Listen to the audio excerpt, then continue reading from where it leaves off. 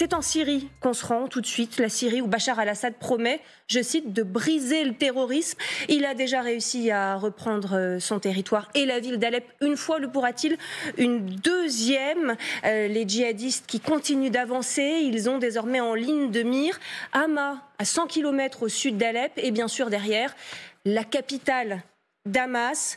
Qui sont ces rebelles? On va regarder tout ça dans le détail, bien évidemment, car la question qui nous préoccupe aussi aujourd'hui est de savoir si un noyau djihadiste va reprendre pied sur ce territoire syrien qui pourrait sombrer dans le chaos. Nous sommes rejoints à cette heure par notre correspondant dans la région, Arthur Saradin. Bonjour à vous, Arthur. Merci d'être avec nous. Que sait-on de la progression de ces islamistes associés aux rebelles, Arthur, à cette heure-ci? Est-ce qu'on sait s'ils continuent d'avancer, s'ils rencontrent la moindre résistance d'ailleurs de l'armée syrienne sur leur route? Oui, alors pour résumer, la situation, elle est à la fois inédite et c'est aussi une situation qui s'est passée très très vite.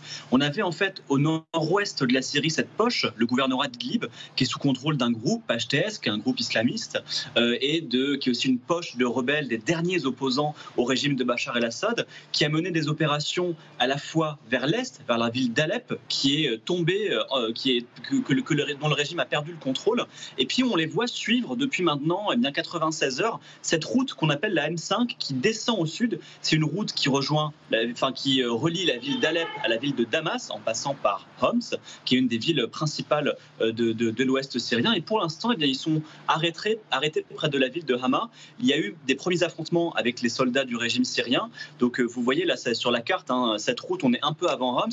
On avait vu des officiels du régime fuir hier. Et bien dans la soirée, des membres de l'armée de Bachar el-Assad sont revenus pour confronter les rebelles. Et pour l'instant, ça ralentit leur arrivée jusqu'à la ville de Homs. Il y a donc bien résistance aujourd'hui de cette armée syrienne, parce qu'on n'en était pas certain jusqu'ici, Arthur. Oui, absolument. Comme je disais, on voyait vraiment des fuites, à la fois non seulement des membres de l'armée, mais aussi des représentants du régime syrien, à la fois des membres de l'administration, des policiers qui redescendaient vers le sud du pays. Il y a en effet une résistance. On a vu aussi des bombardements de l'armée russe. Rappelons que l'armée de Bachar el-Assad est soutenue à la fois par la Russie, mais aussi par l'Iran. Mais si on comprend aussi pourquoi on voit ce développement dans la région, c'est aussi parce que la Russie est occupée en Ukraine et que l'Iran, par son bras armé, le Hezbollah, n'arrive plus vraiment à apporter une force comme il y a quelques années au régime de Bachar el-Assad. Ce qui explique aussi cette avancée des rebelles. Maintenant, la question, c'est de savoir s'ils vont seulement être ralentis du côté de Hama ou s'ils vont poursuivre leur percée vers Homs et peut-être encore plus au sud de la Syrie. C'est ce qu'on verra dans les jours à venir. Ouais. Rapidement, Arthur, parce qu'on vous retrouvera plus en longueur dans notre grand dossier à 16h45. Qui sont-ils, ces hommes? On parlait de djihadistes, maintenant on parle d'islamistes, comme pour atténuer un peu le poids des mots. Est-ce qu'il y a vraiment un adoucissement, on va dire, de ces groupes salafistes qui jusqu'ici avaient pour projet d'imposer la charia au cours de la guerre civile? Ah oui, alors pour vraiment vous dire, la question de l'islamisme, djihadisme en Syrie, de façon d'une manière générale, la question du conflit syrien, c'est un vrai sac de nœuds, c'est extrêmement compliqué et c'est une myriade de groupes dont les allégeances sont très différentes. Mais pour résumer tout simplement, dans le gouvernorat d'Idlib, le groupe qui est majoritaire, il s'appelle HTS. HTS, c'est un groupe qui est un groupe islamiste, rigoriste, mais qui n'est pas pour le djihad international. Donc c'est aussi ce qui explique que depuis sa prise de pouvoir dans le gouvernorat d'Idlib, il est en opposition avec des groupes comme Al-Qaïda, avec Daesh, qui eux sont retranchés dans d'autres zones de la Syrie, et qui explique aussi que son chef, Joulani, est quelqu'un qui a essayé avec les années d'adoucir son image. C'est un ancien d'Al-Qaïda qui a quitté le groupe et qui essaie de troquer le treillis pour le costard et qui essaie de lisser un peu son image.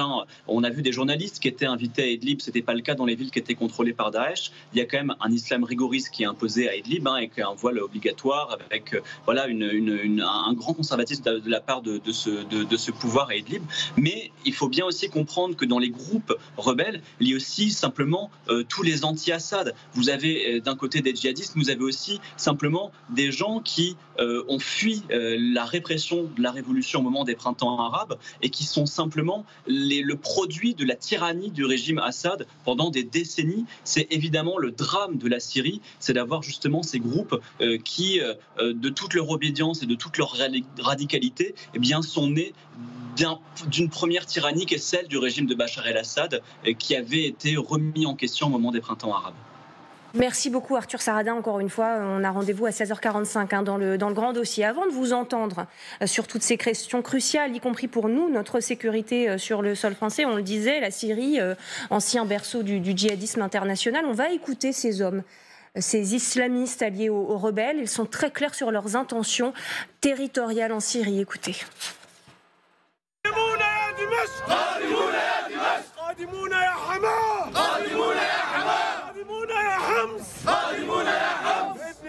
بهمة المجاهدين الصادقين سنطهر الشام كل الشام من عصابات أسد ومن الميليشيات الإيرانية. Ouais, intéressante cette référence aux milices iraniennes supportées par l'Iran. Ça veut dire qu'aujourd'hui, sans l'Iran, sans la Russie, la Syrie de Bachar al-Assad est condamnée, colonel ? Alors elle l'a toujours été condamnée, puisque à partir de novembre 70, quand Hafez el-Assad a pris le pouvoir face à d'autres militaires en Syrie, il ne se reposait son pouvoir que sur 10% de la population.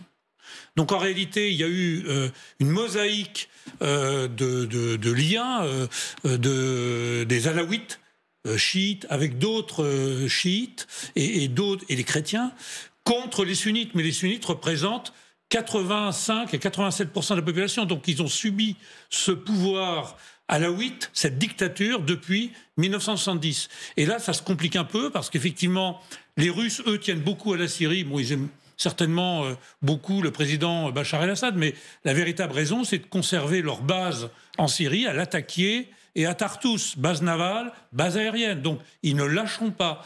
Et pour avoir écouté, juste avant de venir ici, la télévision israélienne, eh bien, Israël, enfin, les services officiels israéliens disent que le président Bachar el-Assad reprend les choses en main. Et qu'effectivement, après cette première débandade de gens qui ont été surpris, hein, c'est un peu comme la bataille de Koursk avec les Ukrainiens, les Russes avaient été surpris, là, les forces syriennes ont été surprises, elles vont se ressaisir, et d'ailleurs, ils n'ont pas le choix. Et donc, Bachar el-Assad va certainement faire appel à ses alliés, certes un peu affaiblis, de l'Iran et du Hezbollah. Donc, voilà. Et je ne pense pas, pour finir là-dessus, que l'Occident ait vraiment intérêt à ce que s'installe en Syrie un gouvernement islamiste, fût-il modéré, comme on l'a vu avec les talibans de 2022, qui se sont révélés ne pas être modérés et pas aussi inclusifs que beaucoup d'hommes politiques voulaient bien le dire en France. Pas intérêt, vous êtes en train de nous dire qu'on est du côté de la Russie et de Bachar al-Assad dans cette histoire-là ? Certes non, mais si un gouvernement islamiste prenait le pouvoir en Syrie, on aurait certainement d'autres attentats sur notre sol qui pourraient être programmés par ces extrémistes sunnites. Ouais. Monsieur Megrellis, Christian Megrellis, la Russie a-t-elle les moyens d'aider Bachar al-Assad qui est en difficulté pour l'instant ? Alors peut-être que la riposte se prépare effectivement, sauf qu'à Hama, on est au sud d'Alep, pour l'instant on n'en voit pas vraiment la couleur. Sans les Russes qui n'ont pas l'air d'avoir les moyens d'aider, que peut faire Bachar aujourd'hui ? Mais les Russes vont aider. Les Russes, comme le rappelait le colonel, ont deux bases, une base navale et une base aérienne, qui sont fondamentales pour leur géopolitique. Et par conséquent, ils vont intervenir, ils vont peut-être prendre des forces sur l'Ukraine pour les transporter en Syrie. Je ne sais pas ce qu'ils vont faire, mais en tout cas, ils vont faire quelque chose. Oui. C'est une surprise, cette progression de Michel Derkanski, aussi rapide malgré tout, parce qu'il continue à avancer. On parle d'une riposte de l'armée régulière syrienne qu'on ne voit pas pour l'instant. Qu'est-ce qui explique la force de ces groupes islamistes alliés aux rebelles, au reste de l'armée syrienne libre ? On parle de la main de la Turquie derrière tout cela ? De la Turquie, je ne pense pas trop, parce qu'aujourd'hui, la Turquie, elle veut sanctuariser sa frontière nord avec la Syrie. Elle a créé un glacis entre la Syrie et la Turquie, et ce n'est pas son intérêt. L'intérêt de la Turquie aujourd'hui, c'est de ne pas voir un État kurde se mettre à sa frontière. Ça, c'est son intérêt. Par contre, je pense que là, ils ont bénéficié d'un effet d'aubaine. l'infléchissement du Hezbollah d'un côté, et puis effectivement peut-être aujourd'hui un infléchissement de la Syrie en termes de vigilance sur ce genre de choses.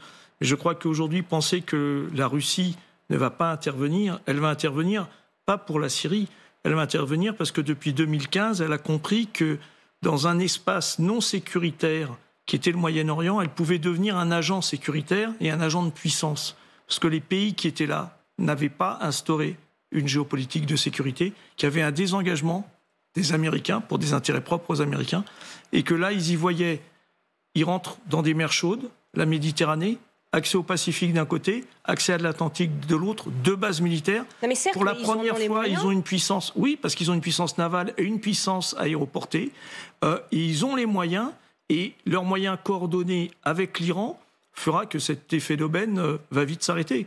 Il va s'arrêter de façon tragique, mais il va s'arrêter. Sauf que l'Iran est en difficulté. Ses installations mises à mal par les bombardements israéliens, affaiblies par la défaite du Hezbollah au Liban. Justement. La Russie, très occupée quand même sur le front ukrainien, malgré tout. On a l'impression que la Syrie de Bachar al-Assad, malgré tout, se retrouve seule aujourd'hui. Zoriana. Moi, j'ai l'impression que c'est un peu compromis pour Bachar el-Assad parce que il se maintient au pouvoir grâce à l'Iran chiite et surtout grâce aux Russes qui ont une base navale et aérienne chez lui en Syrie. Sauf que l'un est empêtré par le Hezbollah, l'autre par son agression en Ukraine. Donc, je ne vois pas trop par quels moyens il pourrait le faire. Voilà, mais ce n'est que mon avis, je ne suis pas une spécialiste de la question syrienne. Ouais, alors sur l'Ukraine, parce qu'on a une réaction justement du chef de la diplomatie ukrainienne à ces événements. Donc c'est ça qu'on va regarder avec vous. Faut-il redouter ces groupes ou les soutenir même moralement? C'est un peu la question qu'on se pose quand on regarde cette déclaration de Dmytro Kuleba. Ce qu'il nous dit en gros, c'est ce qui affaiblit Bachar, affaiblit Vladimir Poutine. La chute d'Alep en 2016 a été un sombre prélude à celle de Boutcha, Mariupol et Bakhmout en 2022. C'est en Syrie que les pilotes russes ont appris à raser les villes ukrainiennes. L'échec du monde à tenir tête à Poutine et Assad à l'époque a été une invitation ouverte pour Poutine à envahir l'Ukraine. Votre réaction à cette déclaration ? Peut-être, mais je ne pense pas que ce soit la priorité pour le moment pour le gouvernement ukrainien, qui est déjà assez occupé et pris par la guerre qui sévit sur son territoire. Et voilà, à mon avis, je pense que ce n'est pas... Peut-être qu'il a raison théoriquement, mais en pratique, je ne vois pas trop l'issue. Ouais. On est là à un point de rencontre, Christian Maigrelis, de beaucoup de conflits, de beaucoup de tensions de cette géopolitique mondiale actuelle. On a les conséquences des événements au Liban, les conséquences des événements en Ukraine, les conséquences des événements en Iran. Qu'est-ce qui est en train de se jouer véritablement dans cette crise syrienne ? Écoutez, on est dans un jeu géopolitique compliqué, comme vous l'avez dit. Moi, j'ai déjà dit à plusieurs reprises que l'affaire israélienne avait été pour la Russie l'occasion d'ouvrir un deuxième front. Et ça s'est confirmé le jour où les 1500 fusées sont parties sur Israël. Comme par hasard, c'était le jour anniversaire de Poutine, le 7 octobre. Et... Vous n'avez pas l'air d'y voir un hasard, d'ailleurs. Non, j'ai jamais vu un hasard. Je pense que Poutine voulait ouvrir un deuxième front. Et maintenant, ça se retourne contre lui, parce que c'est les autres qui ouvrent un deuxième front. Et c'est lui qui a embarbouillé dans son affaire syrienne. S'il veut garder la Syrie, il faut qu'il arrête ses djihadistes, c'est évident. Il va donc être obligé de les arrêter, et il va être obligé de prendre des forces quelque part pour les déplacer, parce que l'Iran, toute seule, je pense, n'a pas les moyens de les arrêter. Donc s'il veut garder la Syrie, pour pousser votre raisonnement un peu plus loin, il doit cesser cette guerre en Ukraine ? Non, mais il va être obligé d'enlever des forces de l'Ukraine pour les porter en Syrie, et ça avantage les Ukrainiens. Ça ne veut pas dire que les Ukrainiens vont gagner la guerre. Ça veut dire qu'il est embarrassé. Il est question d'un cessez-le-feu, on va y revenir, bien évidemment. Il lui arrive la même chose que ce qui est arrivé aux Américains lorsqu'il y a eu le 7 octobre. C'est-à-dire ? eh bien, les Américains ont été... L'attention américaine est passée de l'Ukraine à Israël. Oui. C'était le deuxième front. Ouvrir un deuxième front en stratégie, c'est toujours très intéressant. Oui, et ça peut se retourner, vous le dites, contre voilà. celui qui manigance cela. C'est le contraire. Oui, il y a une chose qu'il ne faut pas oublier non plus, et là je reviens aux fondamentaux. En 1970, Bachar el-Assad avait refusé d'aider une partie de son armée, de l'armée syrienne, mais c'était avant qu'il prenne le pouvoir, pour attaquer en Jordanie, sachant que les Israéliens allaient appuyer les Jordaniens contre les tanks syriens. Et là, il n'a rien fait, et il a pris le pouvoir après. Qu'est-ce que fait Israël actuellement vis-à-vis de la Syrie? C'est très important parce qu'Israël n'a pas intérêt à ce qu'il y ait un État islamiste qui soit sunnite ou chiite à ses portes. Donc, et Israël avait su, avant, et même pendant la guerre d'Ukraine, trouver un modus vivendi avec les Russes pour le passage d'avions en direction de l'Iran, par exemple. Oui. Donc, si vous voulez... Ou même pour les frappes à Damas, il y en a régulièrement. Voilà. Elles sont rendues possibles aussi, peut-être, alors ce sont des hypothèses, mais par une communication à certains moments. Oui, mais en tout cas, je pense que actuellement, il y a une confrontation entre les sunnites et les chiites, comme il y en a souvent, en Syrie. Et je pense qu'il y a un joueur dont on ne parle jamais, mais qui est le Qatar aussi, qui finance, parce que tous ces Triginov, ces armements... Ah, pour vous, c'est le Qatar? Non, parce qu'on a déjà entendu beaucoup d'hypothèses sur le plateau, Saoudite, notamment la Turquie. Probablement d'une manière indirecte, oui. Mais il y a aussi, si vous voulez, le Qatar a toujours aidé les deux côtés, si vous voulez, aussi bien les sunnites que les chiites. N'oublions pas que le Hamas est un mouvement sunnite à l'origine. Oui, le mouvement Hamas, c'est un mouvement sunnite qui ne voulait pas voir l'Iran avant. Et il a été soutenu et par l'Iran et par le Qatar. Donc, si vous voulez, l'intérêt, c'est Alors, pardonnez-moi, que recherche le Qatar aujourd'hui en Syrie en aidant ces groupes rebelles, si c'est le cas, et c'est l'hypothèse que vous émettez? Eh bien, lui, il cherche à renverser Bachar el-Assad. Oui. Qui s'est d'emblée attaqué à ces mouvements islamistes, puisque Bachar el-Assad s'appuie sur les minorités chrétiennes, sur d'autres mouvements chiites comme les ismaélites aussi, qui sont ismaéliens, qui sont assez importants, et puis sur la base alawite, qui constituait 13% des Syriens. Mais si vous voulez, quand vous dominez un pays avec 13% de partisans, avec disons qu'il y a peut-être 10% de chrétiens, donc ça fait, il est en minorité. Donc évidemment...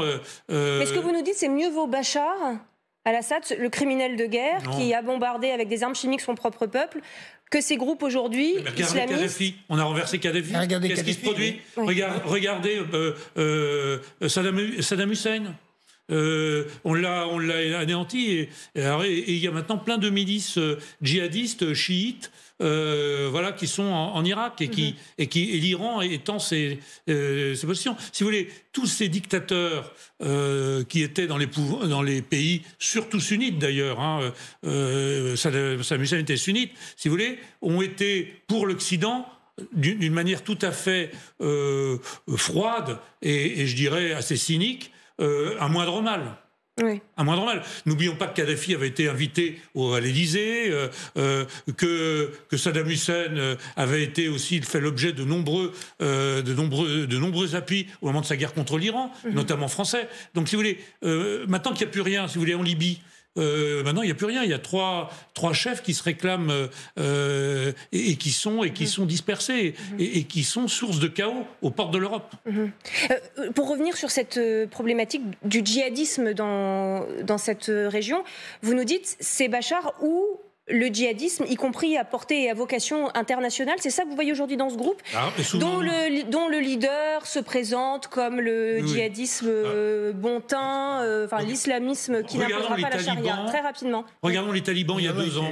C'était des talibans inclusifs. On a un ancien ministre de la Défense, d'Affaires étrangères, non, ce sont des talibans inclusifs. Bon, on voit le rôle des femmes actuellement. Et puis, pour l'instant, c'est vrai qu'ils ne planifient pas trop d'attentats en Occident. Ils font, et où ont eu lieu les accords au Qatar.